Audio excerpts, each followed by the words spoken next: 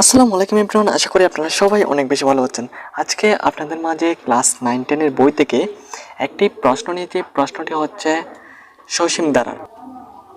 এখন আমাদের প্রশ্নটি হচ্ছে 25 plus 23 plus 21 plus dot dot dot minus 456। আমরা এখন যে প্রশ্নটি নিয়েছি, প্রশ্নটি হচ্ছে ধারাটির সপ্তম পদ কত। ওই ধারার সপ্তম পদ কত আমাদের বের করতে হবে। তাহলে আমরা প্রথমে লিখতেছি, এখানে একটা সমাধান দিচ্ছি, যেহেতু আমরা সমাধান করতেছি। সমাধান এখন আমরা লিখব প্রথম পদ a সমান সমান 25, অর্থাৎ a সমান সমান 25, এবং এখন আমরা লিখতেছি সাধারণ অন্তর লিখবো আমরা ডি দিয়ে। ডি সমান সমান লিখবো আমরা দ্বিতীয় পদ বিয়োগ প্রথম পদ। দ্বিতীয় পদ বিয়োগ প্রথম পদ আমরা লিখেছি।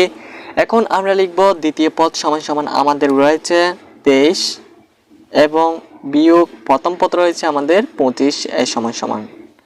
তাহলে এটা যদি আমরা বিয়োগ করে দিই তাহলে হচ্ছে আমাদের 2। এখন আমরা লিখব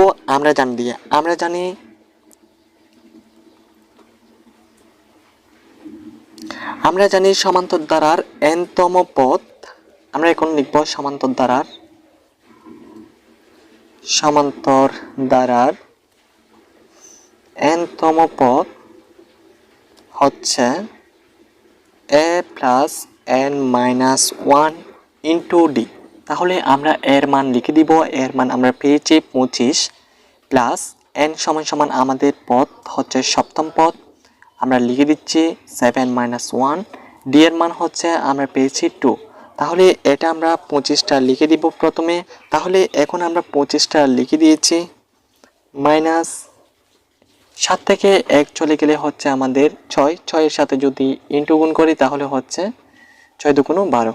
ঠিক আছে, 25 বিয়োগ 12 আমরা যদি এটা বিয়োগ করে দিই তাহলে উত্তর আসতেছে আমাদের 13। ঠিক আছে, এটাই হচ্ছে আমাদের অ্যান্সার। সুতরাং ধারাটির সপ্তম পদ হচ্ছে 13।